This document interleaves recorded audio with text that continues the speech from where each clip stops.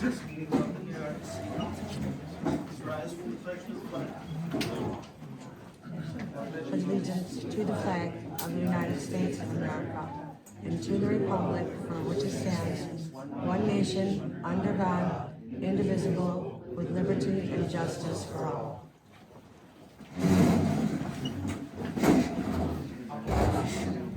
Item number 3, roll call. Councilmember Kangas? Here. Councilmember Deeds? Here. Councilmember Ganabate? Present. Councilmember Becker? Yes. Councilmember Plummer? Here. Mayor Pro Tem Chloe? Here. Number 4, approval of the agenda. May I have a motion, please?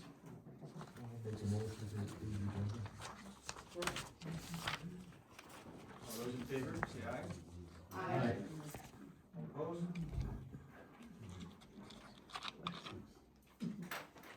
Number 5, public comments. Have a few minutes on limit. If you'd like to say anything, please, come to the podium and state your name.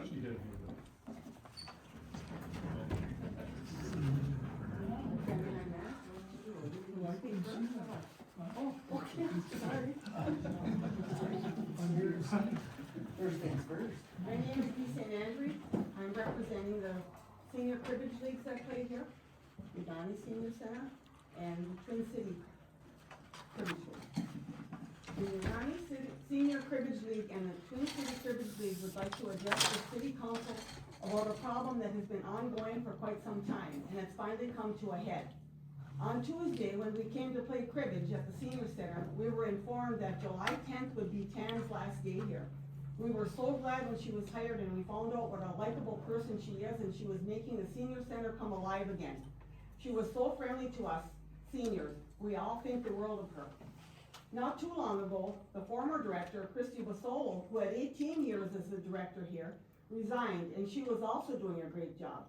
Then there's Olivia and Amy, who followed in her footsteps and gave up their jobs also. Why is this happening all the time? We can't seem to hold on to the employees who are hired here. We seniors need a place to go and be involved in activities here at the center. I hope we can resolve this problem. Please address this problem. You're here. You're here. Not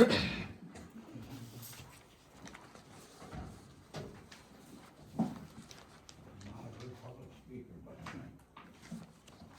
I'm Richard Brace from Negaunee, Michigan. And I have a few comments here. Facts. Now the Negaunee Senior Center Director has given her notice. There will only be one permanent center employee who worked here in 2025 left. 5 employees have left in 2026 because of lack of support from the city and low wages. Prior to the pandemic, the center had 15 employees. There's been a steady decline in the last 5 years to the budget, cutting both full-time, part-time positions.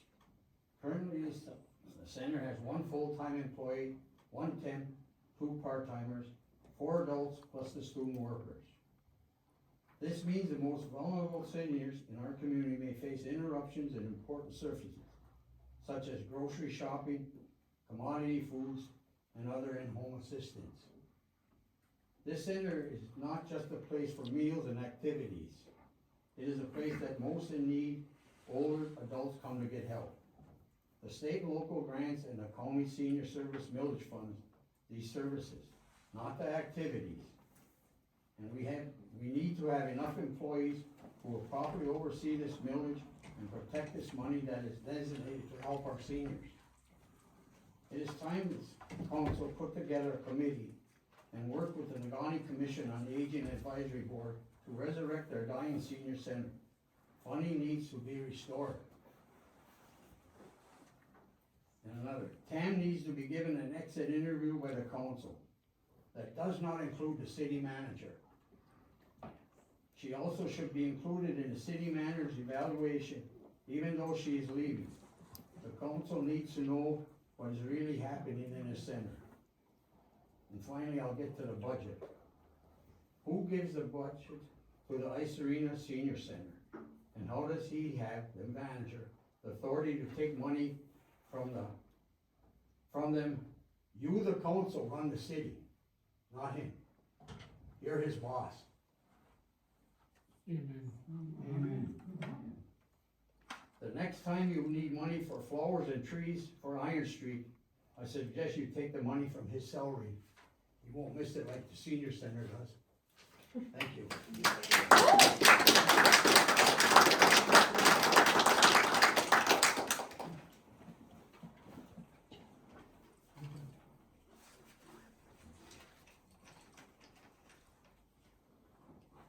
Kate Peterson, 103 East County Road, Negaunee. I am on the City Commission for Aging, and I also have a concern of how our programs are going to be continued to be funded. With Can leaving, I believe myself that if she was allowed to do the job that she wanted to do, she would have stayed.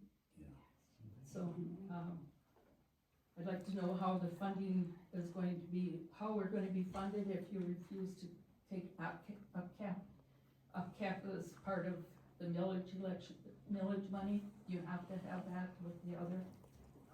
If you refuse to apply for United funds that services our children, with the students that come in and work, how are you gonna fund our senior center?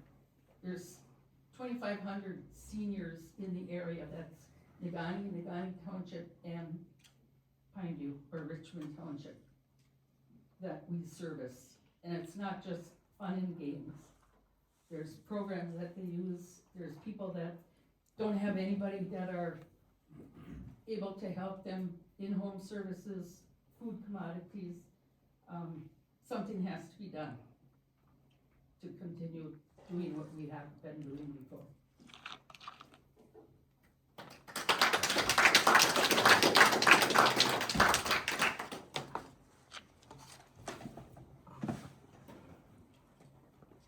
Hi, Carrie, former Negaunee resident, and actually I'm just talking about, I know I mentioned the live streaming, that's ideal, but at this point, it would be just great if we can have reliable city council meetings recorded and uploaded to the YouTube channel.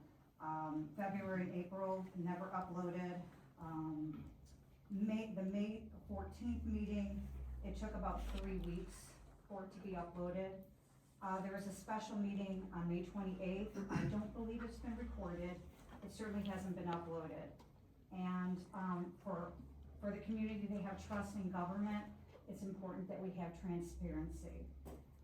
And I really would like to see, I can concur that I've talked to a lot of other people that feel the same way, that we could just have reliable, regular and special city council meetings, all of them recorded and uploaded to the YouTube channel. Thank you.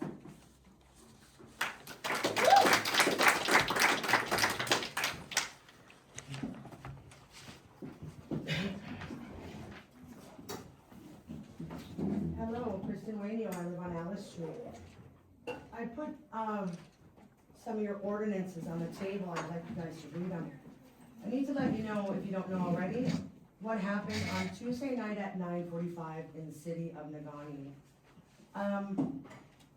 Apparently, well, there was an officer who went to a resident's house, knocked on the door to a minor, said, "Hey, is so-and-so home?"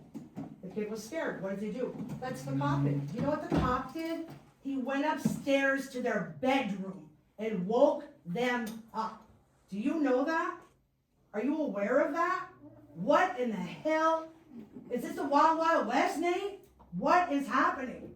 For a sign that was, here's his yard, here's the sidewalk, here's the other part. For a sign? For a sign. I can't even believe that. You guys, this is ridiculous. Your good old boys show is coming soon to an end. That kid that opened that door to that cop, he thought something was really wrong. They were terrified. Do you know that? Are you aware of that, attorney? Nate? Anybody? Now you are. What the hell is going on here? Nate, there's a lot of money being spent. A lot of people are saying, hey, where's the money? What's this? What's this? What's this? I want you to look at this because in this that I gave you, on the website yesterday, you said June 10th, political and yard signs.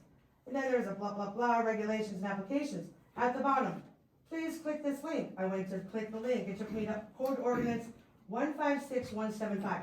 I don't see anywhere where it says a cop can come into your house and wake you up when you're sleeping and say, hey, we got a problem with your sign, right?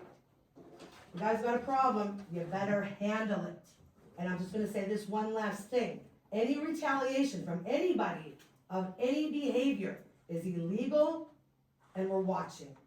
That's it.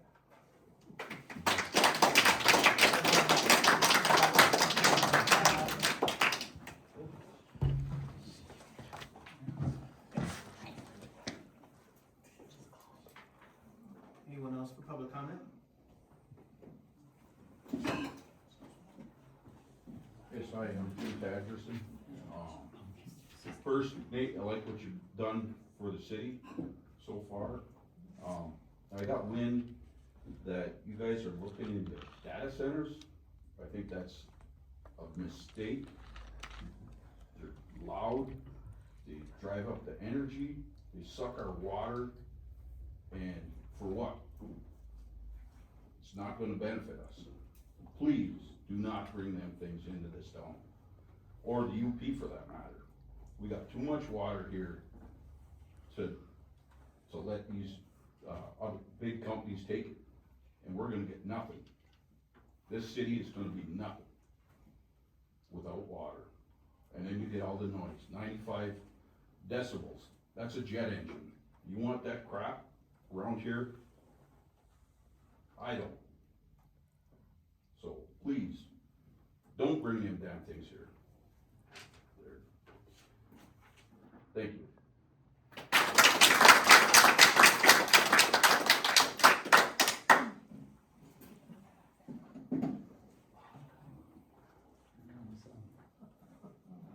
Sonny Gazzetti, Negaunee, Bird Street. This isn't a comment, it's a question. There's a rumor floating around, I shouldn't say a rumor floating around, but I guess there was an audit by the city of, or the state of Michigan into Negaunee not long ago. And they claim we're in deep trouble financially. I don't know if that's true or not, but imagine if that's an audit a year ago, what's it gonna be like now? As, at the rate we're spending like a drunken sailor here. Just wondering about that.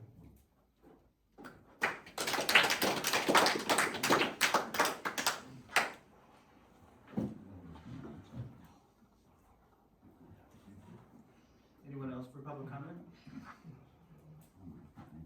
Seeing none, closing public comment. Item number 6, public hearing, MDNR Land and Water Conservation Fund isolating. At the March 2026 council meeting, the council approved a resolution for the MDNR Land and Water Conservation Grant application for additional funding for the Negaunee Ice Arena. At that time, the city was required to hold a public hearing, which was a requirement of the DNR. Tonight, we will hold that public hearing. Opening public hearing. Would anyone like to speak on this issue?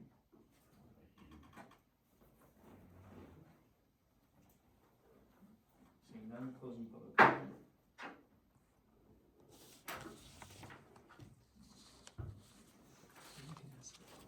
Would you speak louder, cause some of us are a little lower, we got a little time hard hearing you. Sure. At this point, I'd like to entertain a motion. I'll make that motion that we adopt the Michigan DNR Land and Water Conservation Fund resolution for the submission of the application for $400,000 and to make available its financial obligation with a $400,000 match, with those monies coming from the ice arena millage, for a total project cost of $800,000 during the 2027-2028 fiscal year.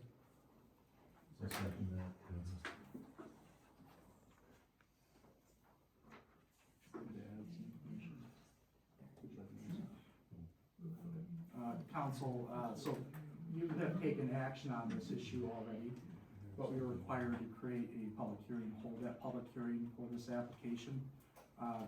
Since the millage for the ice arena has been adopted by the people in Negaunee. We have the match to be able to ask for this additional funding. The hope is we'll be able to secure this funding, the $400,000, and be able to do the second phase of the ice arena project. We will still be able to do that phase, but it'll be slightly different. This gives us a little bit more opportunity to create more space if we do get that grant. Chief among those would be a referees, officials locker room, which is required under the Michigan Athletics Association for holding games, etc. at facilities. And then a women's locker room, which right now we're sorely lacking. They're kind of sharing some space, but they're also using the skate holding room and grinding room right now for that space. So that's where those funds would primarily go towards. John, any further comment? I mean, this is just a great way to leverage money that we already have coming in to, you know, make this project, even better. So I think it's just, it makes a ton of sense. I concur. Anybody else want to comment? Okay. Let's do a roll call. Can I have a roll call, please? Councilmember Kangas, Yes. Councilmember Dietz, Yes. Councilmember Ganavate, Yes. Councilmember Becker, Yes. Councilmember Plummer, Yes. Mayor Pro Tem Chloe. Yes. Motion passes.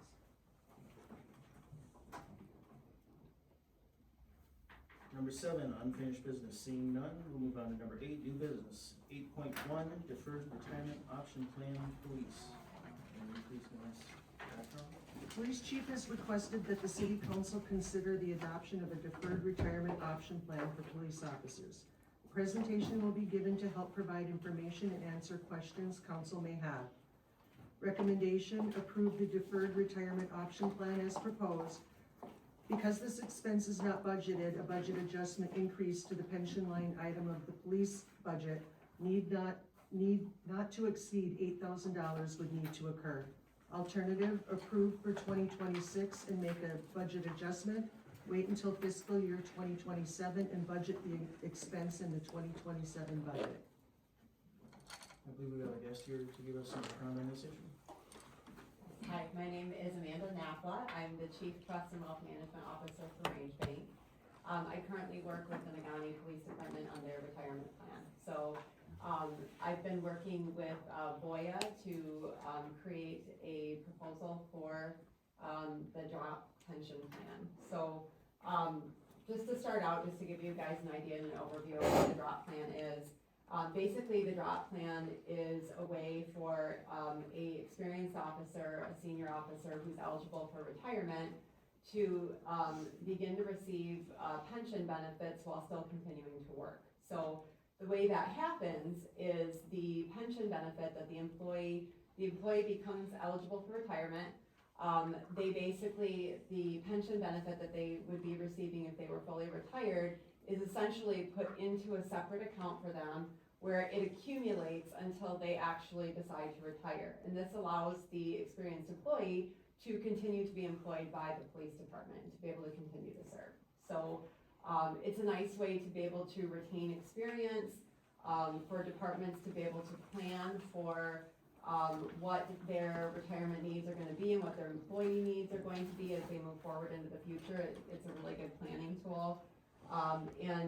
It just is a good recruitment and flexibility tool for cities to be able to use. So as far as how the drop plan works, essentially what happens is the city would work with Voya to create the drop plan.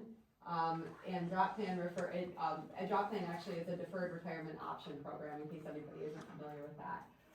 But basically what we would do is we would work with Voya, create the plan, establish the plan, and the city is able to really put the parameters in as far as what they want the plan to look like. What they do is they determine how many years the employee is going to be able to continue to work, so that's a predetermined amount. Typically it's the same for everybody, so it's usually a year to 5 years, somewhere in that ballpark, typically 2 years to 5 years. And essentially what happens is that number is set. Once we set that, it's set for everyone. The plan is established once and it continues on into the future. So if it's not just for, existing currently qualified people, it's for people into the future, it continues perpetually. So, it's a nice flexible tool. Basically, what happens is you're able to, like I said, set the parameters as far as what, you want it to look like, how many years the people are gonna be able to work, how it's going to, function as far as with the employees and contributions and things like that go. Typically what happens is the city pays for the upfront fee of establishing the program. In this case, that would be about $8,000 to establish that. And there's also third-party administrator fees that come along with that too. And that's a one-time setup cost. So you pay that once and that carries the plan through to the future. The employee's pension that's going into there pays the remainder of the fees. So Voya charges a 1.2% administrative fee, also a $50 per year participant fee. So those are not actually borne by the city. Those are expenses that aren't borne by the city. Those are actually borne by the employee who opts into the program and decides to continue working. So, it's, overall, it's a great tool for you guys to be able to offer to existing employees and even to be able to attract employees who may have good experience and are coming from other areas, and to be able to, keep those people within the city. Any questions that you guys have? Yes. Yeah. Okay, so, hearing you correctly, like I'm a former state employee, I Yes. have failed state retirement and all that, so make sure I hear you right. So, this is separate from their actual retirement they're getting from the city, correct? Their pension benefit, actually, so what happens is they continue to be employed, so they get a regular paycheck from the city. And then the pension benefit that they're eligible for, that's what gets paid into the account. So it's basically as if they were receiving their pension, but they're not directly receiving that, because they're not allowed to continue to work and receive that pension benefit. But the drop plan allows them to do that because they don't have direct control over that benefit.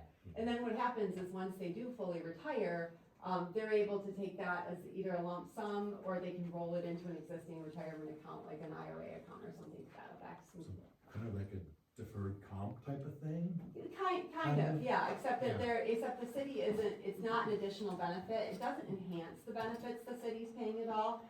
It's basically changing the timing of the payment and when they receive it. So, the city doesn't actually, pay out any more additional, as far as like a deferred comp plan would work. What they are actually doing is they're receiving the benefit that they're already entitled to, but it's basically kind of being held in escrow for them until they're ready to retire. So, it's kind of to that effect. Okay, Yeah. thank you. If anybody has any questions, please address them to the chair. Mr. Mayor Pro Tem, I'm curious about the third-party administration cost. It's just labeled down here in the proposal as to be quoted, and so is that a fee that we are yet to find out the answer to, how much that is? Yes, that will be determined. So once you set the parameters of how long the drop plan period's gonna be, what your plan parameters are gonna be, if you're gonna do cost of living adjustments, things like that. Once those are determined, then the third-party administrator would be able to provide you with the actual fee. And those will be annual? It's actually an initial startup fee. Any additional record-keeping fees are paid by the participants. So the first fee would be paid by the city, the ongoing fees are paid by the participant in the plan. And yes, that's on an annual basis to the participant. Any other questions? Do we have any officers retiring this year? We do have one officer that could be eligible for this program, that would be the chief, who brought this plan to us.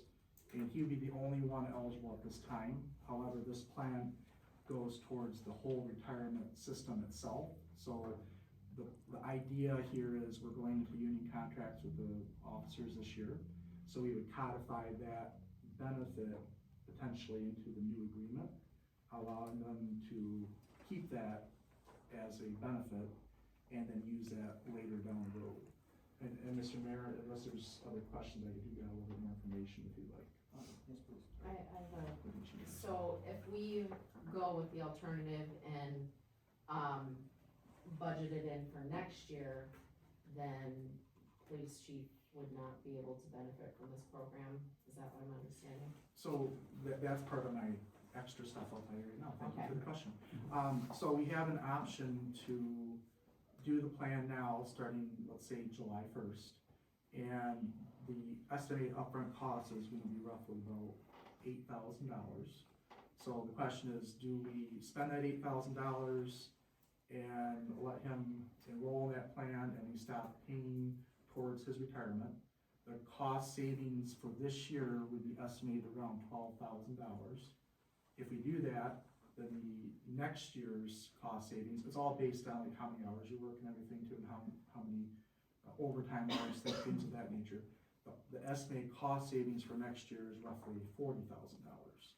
So there's quite a savings if we were to act now versus waiting. So if we're gonna spend $8,000 to give him money right now, because we're saving about roughly 20, and Then we're we're gonna save saving 12, yep, so it Okay. would make more sense just to do it now, so we can save now and also save later. And where is the, forgive me if I'm not understanding this, the $8,000 is from the police budget.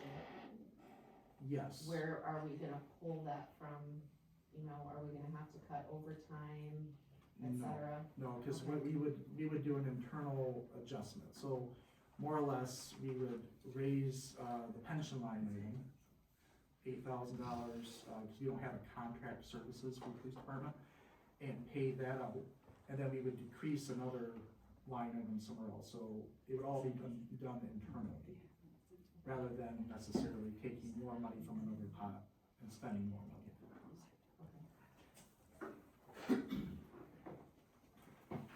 Any other questions? Thank you. This time I'd like to entertain a motion. I'll make a motion to approve the deferred retirement option plan as proposed, because this expense is not budgeted, a budget adjustment increase to the pension line item of the police budget number 301-875-000, not to exceed $8,000 will need to occur. For a second. Here. Any discussion? Well, we're spending $8,000 to save $12,000, so that makes money sense to me. John, anything to add? That and it lets us retain, you know, senior staff that are highly knowledgeable, while we transition, and get, you know, new people, more experience. Anyone else comment? All those in favor say aye.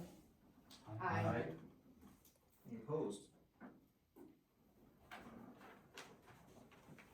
Motion carries. Number 8.2, Fox Negaunee retention pond issue.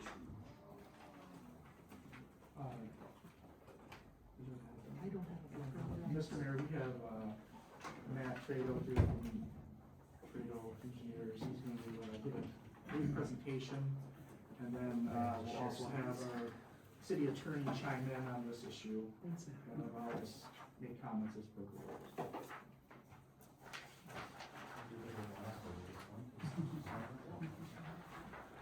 Everyone has a copy of the, like, layout in that presentation. Matt Trio Engineering and Development was retained by the city to look into the stormwater runoff issue that we're experiencing on Moss Street, every spring and occasionally during really heavy rainfall events. There's an impoundment of water along the north side of Moss Street that results in traffic issues, safety concerns, time and effort put forth by the city of Negaunee to remedy the situation, try to bring it back to normal operations. So I was brought in to just basically make some observations and feedback to the city attorney and to the city council just on what we found and what we saw during that analysis. The first image in your packet is just a property ownership delineation. The red line is the property ownership of the Fox Negaunee area. Significant portion obviously to the north. The watershed is delineated approximately halfway through, that contingent property or contiguous property line, which flows to the south to Moss Street. During the observations, we kind of focused on three different things. One of the things first thing that stuck out was the obvious significant snow storage that is taking place along the southern property line. Anybody that drives by that site sees that there is quite a mountain of snow there that is being stored and then melts during the spring melt off. The other aspect that we looked into was any deviations from the approved site plan from 2013. What was approved in 2013? What was actually constructed? Is any of those differences potentially contributing to the issues that we're seeing today? And then how is the retention basin, that is the primary surge capacity for the runoff, how is that functioning? How is that performing during these different events? So observation number one, snow storage. Significant snow banks all along that entire stretch. Has a huge parking lot that obviously requires a lot of snow storage, a lot of snow accumulation. The majority of which appears to be taking place along that North Moss Street right-of-way line. There's a photo on page 5 that back from March 9th, 2026 that shows some of those piles. Same thing on page 6. That's the one that's closer to the US 41 intersection.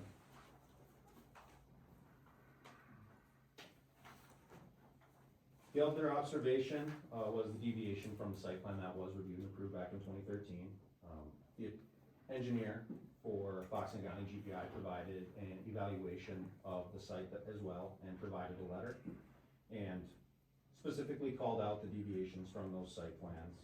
So on page 8, these blue lines depicted on page 8 demonstrate the proposed stormwater collection system that would have been rerouting stormwater from the south side of the property into the retention basin on the east side of the lot. On page 9, you can see what was actually proposed. So the run of stormwater along that southern property line was actually never installed. So any stormwater on the south side of that property line, approximate delineated from the center of that roof line, because those roof lines are pitched to the north and to the south. So essentially that is kind of the delineating line, is the center of that roof line. Anything to the south of that center line of those roofs is essentially coming to the south into Moss Street. The other item is the actual meeting minutes from the February 12th, 2013 meeting. We received a presentation from Jeff Bowman, who was the architect or engineer of the project for Fox Negaunee at the time. It appears by the comments in here that the retention pond of the stormwater system was a point of discussion. And the comment that was made at the time was that if the proposed water retention system does not provide for adequate storage of stormwater runoff, Fox would remedy. So I feel like that was an important comment that was made by their engineer architect at the time. Thank you to David Nelson for digging that up and looking into those planning commission meeting minutes and giving us this information so we could compare, contrast, and look into kind of what was agreed upon and what was discussed at that time. Observation number 3, detention or retention basin capacity or exfiltration. So when we entered into the 2026 spring melt, that basin was already filled with stormwater, meaning that the majority of the capacity of that basin was already taken up. So when we do experience a large runoff or a large storm event, there is no place or limited capacity for us to store or retain stormwater on site, which ends up resulting in the stormwater backflowing through the culvert from the retention basin out into the ditch and out into the right-of-way, which eventually results in an impoundment of water on that north side of that right-of-way section. Page 12 is a picture of the basin from March 9th. And then the next page is from April 12th. So you can see, if you drive by there now, there's zero stormwater in there. So if we get hit with a big stormwater event, you know, we're supposed to rain here over the course of the next couple of weeks, we'll be monitoring the situation and looking at it. And I'm assuming that pond is gonna function much better in an event today than it did this spring when that capacity was already taken up by water. Last page, this was a video. It was just documenting the backflow essentially of stormwater from the retention basin out into the right-of-way. You can see in the video It's obviously hard to see on a printout, but you can see on the video the water back surging from that culvert out into the actual right of way. The last document I want to touch on, this was a preliminary proposed plan that we had generated, just showing the stormwater retention ponds as they fall within the site, the contours, the buildings, Moss Street, approximate property lines. Just gives you an idea of how the site is organized and how it's oriented. The basin that we were taking photos of is that southeast basin on the southeast section of the property line. Did do another walkthrough out there again today. Other items worth noting, Moss Street does have a crown on it, approximately 1% crown, which means stormwater on the south side of that right of way goes to the south, stormwater on the north side goes to the north. There is infrastructure at the Eastwood Nursing Center that does collect and deposit stormwater directly into the MDOT storm sewer. So there isn't any stormwater leaving, let's say, the Eastwood Nursing Center and entering that right away. It's all getting collected and getting brought to the appropriate location. And the vast majority of the stormwater east of Eastwood ends up flowing down Sunset. As you will see during the spring, the water is flowing because it doesn't go over the crown, it follows the crown, follows the ditch, gets to Sunset, and goes down Sunset. So based on those observations, there's a very clear delineation on the watershed where the water is originating from. And we do believe that we potentially have a reasonable path forward to remedy. And with that, I will open it up to questions. Anybody have any questions?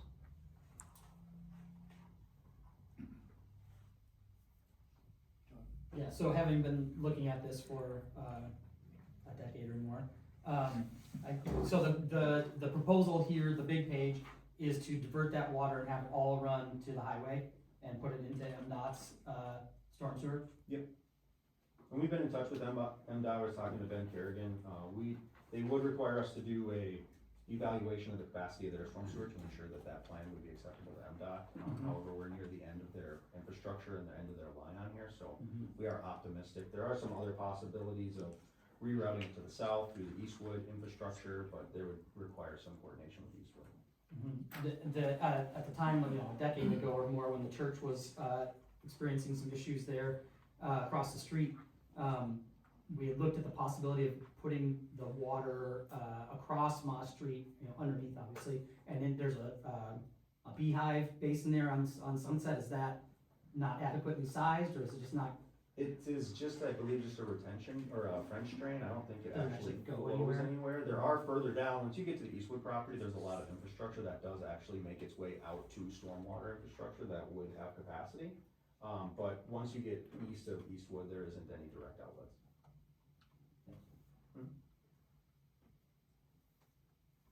Any other questions?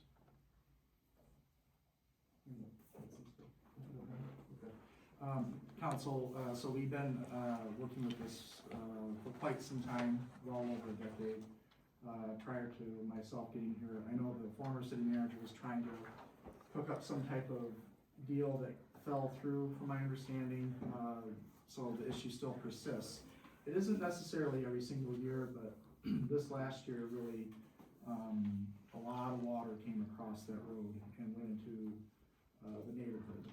My concern is damage to our infrastructure and damage to people's homes. And I feel like we need to find a solution with Fox Negaunee to remedy the issue. We have tried on several occasions, been very difficult to be in communications with them at times. It's not the local folks, obviously, that run the show, make those decisions. That's downstate or wherever they may be. But we attempted a couple times. We tried getting a huge grant, and that fell through, and tried to get them to come up with their own solution. More or less, that fell through. So we're kind of at this position now. We gotta figure out what's our next step, because we're kind of pushed up against the wall. We have to continue, our staff have to continue to go out there, block that road, which can be dangerous to people driving down it. They have to pump the water from the ditch line over the state ditch system, and then try to find ways to work through Sunset with the neighbors down there to try to prevent their driveways from washing out or to redirect water so it can go somewhere where it won't flood out people's homes. So there's a lot of coordination and effort on our part for an issue that's really not our issue, but it's becoming our issue because it's entering the public right of way. Now, with that said, we have to come up with a solution, I would suggest, to remedy the issue as quickly as possible. I don't know if that'll happen this year, but if we can have it happen next year, that'd be great. But I think they definitely need to find a way to bring Fox Negaunee to the table.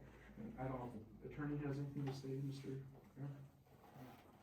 Yeah, I wrote you guys a legal memo, kind of outlining some of the efforts we've made. And my suggestion is that we invite Fox Negaunee back to the planning commission, have them come and explain why the site plan as approved was not built, and what they can do to help, remediate the site plan so it's in conformance with, what the planning commission has approved, and also help us address, at a public forum, what, if anything, they can do to, help with the flooding, the annual flooding issue, because it has become a health, safety, and welfare issue for the community, that the longer we wait to address it, the more problems is going to occur. And again, just this year, it's cost the city, quite a bit of money to pump, and use those resources that could be used somewhere else maybe. So I think that's the suggestion I would make, is have them come to the planning commission, and present, some explanation as to why this isn't built in conformance with what was approved, and maybe what they can do about it.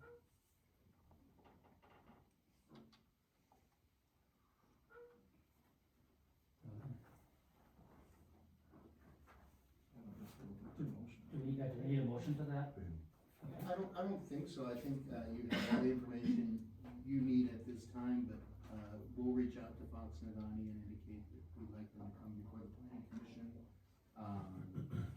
And, you know, the earliest convenience, you know, either the next, Mr. Becker, do you know when the next planning commission meeting is? Tuesday. Tuesday, so probably not Tuesday. Probably not Tuesday. Not in 6 days, no. Right, but, probably the subsequent one. Sure. Makes the most sense. July? They're tuned up on this issue. They're well informed as to what the problems are, so I wouldn't anticipate a month lead time would be too much of a mess. And then it says, if they don't comply, we pursue suit. Well, if you guys have the option of enforcing your ordinances, enforcing your, site plan approvals, to the extent they don't offer the planning commissioner or this council, some reasonable explanation or some plan to remediate, you certainly could, take legal action to enforce your ordinances. Which may be the only option, but again, we don't wanna go that route if there's better, more efficient, less expensive options, that give us some certainty of result. And Fox Negaunee is a, you know, it's a business here in town, and we want to, you know, work well with our businesses and our taxpayers. So if there's a solution that can be found short of litigation, I think that's always the best option. Definitely. Anyone else? Okay, so down to 8.3, food truck program and fees. Can I question something? Sir, can I, you're talking storm drainage. I live at Public 449 Division Street. Public comment, you can speak. Yeah. You gotta say it to the end of the meeting when they ask it. Still one more. 8.3? City Council adopted a new traffic code ordinance in late 2023. This code allowed for the creation of a food truck program that would require such programs, its fees, application, and associated program documents to be approved by the City Council. Recommendation: approve the food truck program fees and associated documents for the use. Alternative: none. May I have a motion, please?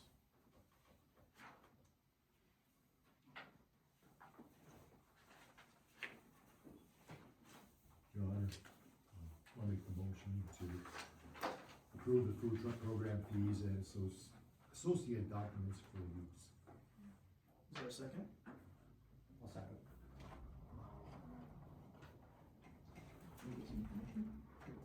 Okay.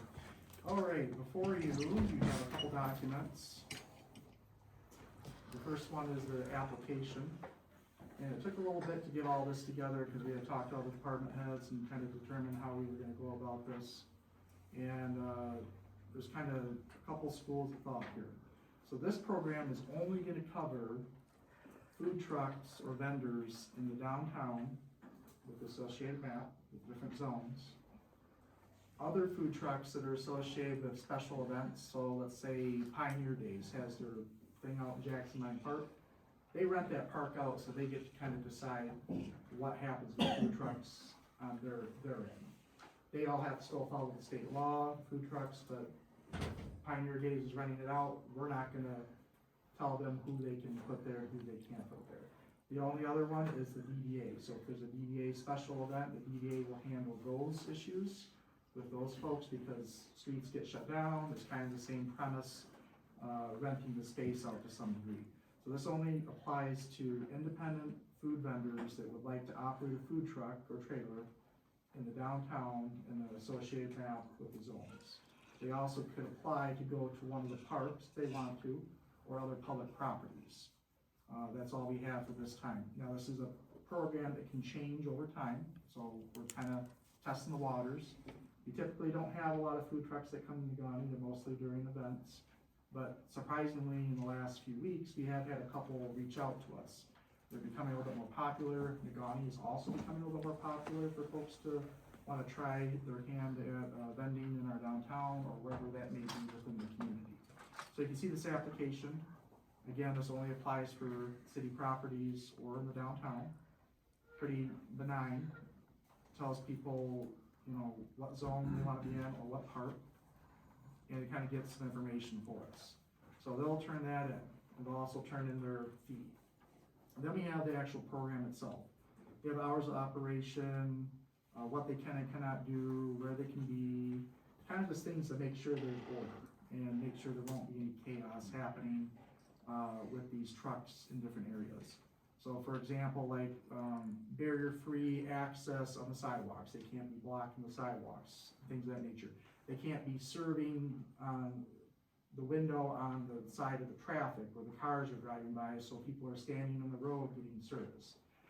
They might have to bring extra trash cans. You can't leave electrical wires over the sidewalk or in areas where people pass, things of that nature. So there's a whole lot of different things in here. They'll also have to be permitted and all that. And again, because we are the city of Negaunee, we're not here to hose people on cost for doing business here. We have made the fees very nominal.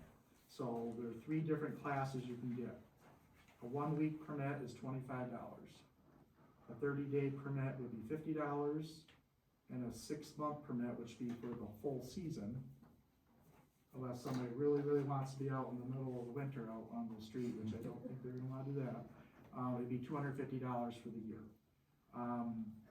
This would be up for change every year, so we would put this in the fee schedule for the council to, if we were to suggest any adopted changes for the next year.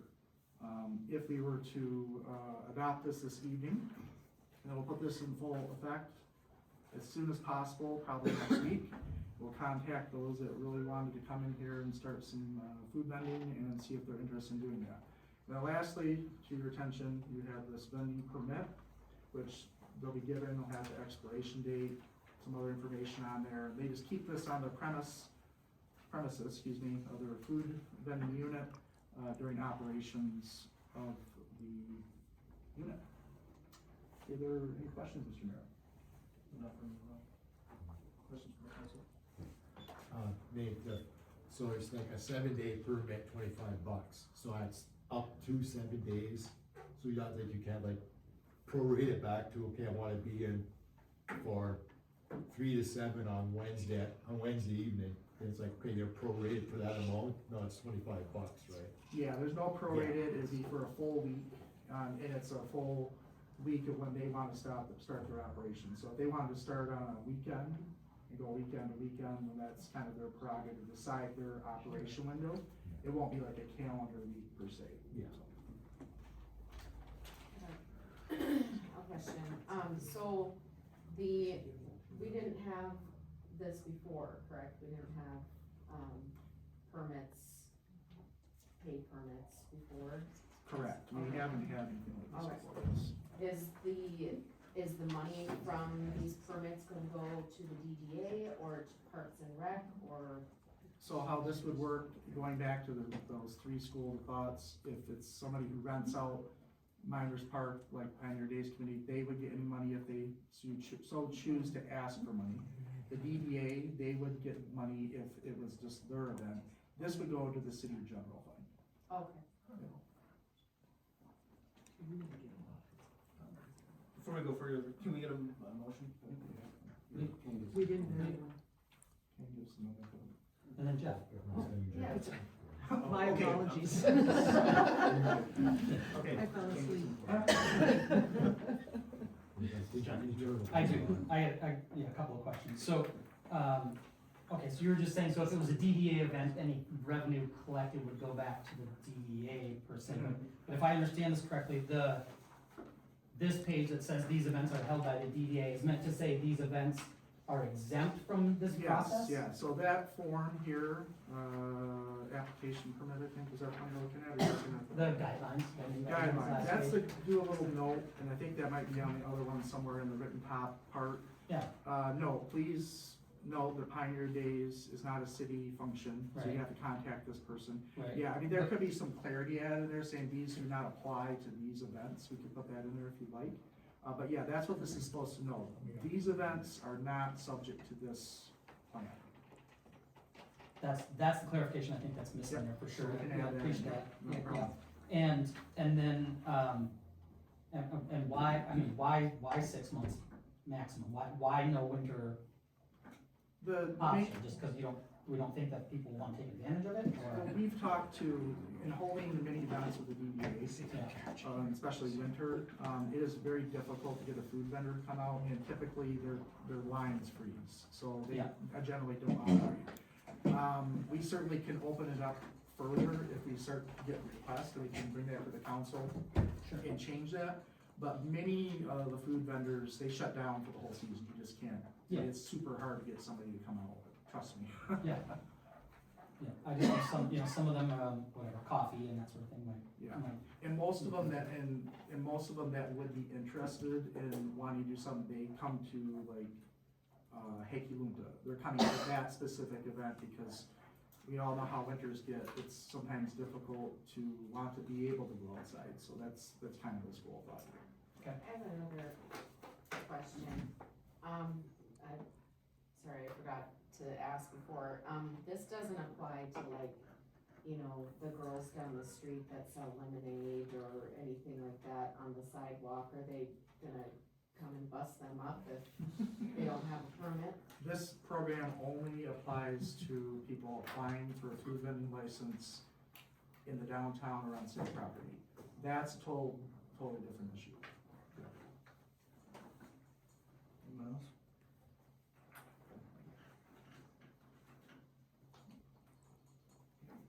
We have a motion on the floor. All those in favor say aye. Aye. Any opposed? Motion carries.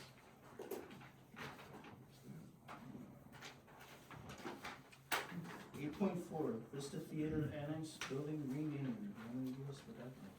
City staff has been engaging with the Ray and Peg Herbanen Foundation over the past 2 years, and they have agreed to provide a generous donation towards the Vista Theater rehabilitation project efforts. This donation will help to significantly decrease the estimated financial gap needed to complete this project. Staff is suggesting that City Council consider approving a name change of the Vista Annex to the Ray and Peg Herbanen Annex for this donation. Recommendation: approve the name change to the Ray and Peg Herbanen Annex. Anybody like to make a motion? I'll make that motion. Second?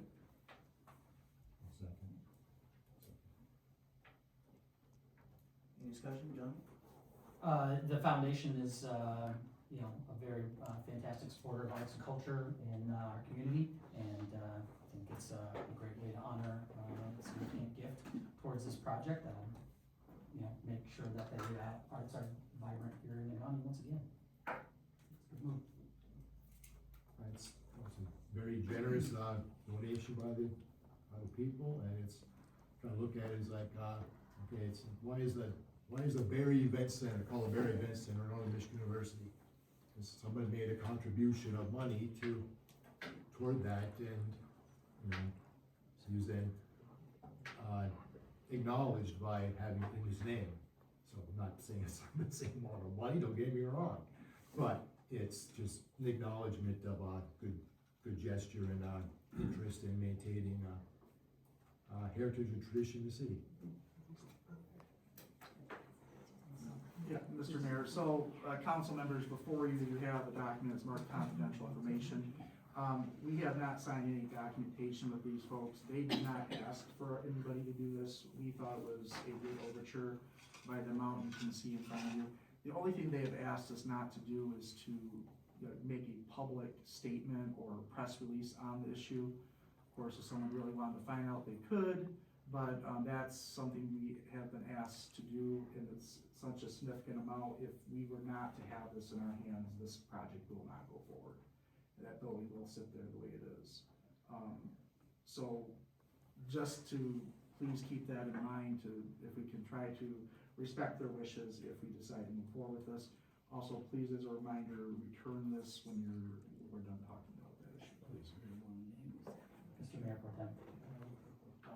Yeah, so I guess hearing now that that's not been a topic of this conversation, I guess I maybe want to have a friendly amendment to my own motion, which would be that that's done in consultation with the donor, that they are amenable to whatever the name is going to be, right? Like if they come back and say, we want it to be the Ray and Peg Permanent Foundation and X, or the, you know, whatever it is, it should be to the donor's satisfaction.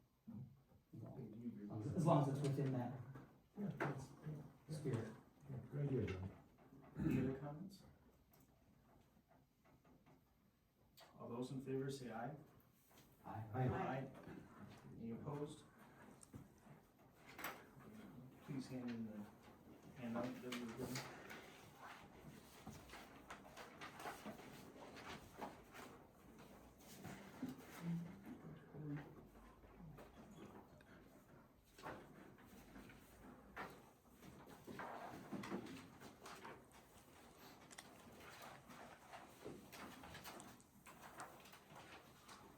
Okay, 8.5, closed session for SEC 15.268D, purchase of real property. Is there a motion to go into I'll make a motion for closed session. discussion? All those in favor, say aye. No, I need a roll call. Oh, roll call, excuse me. Councilmember Dietz. Yes. Councilmember Ganabate. Yes. Councilmember Becker. Yes. Councilmember Plummer. Yes. Councilmember Kangas. Yes. Mayor Pro Tem Chloe. Yes. Motion passes 6-0.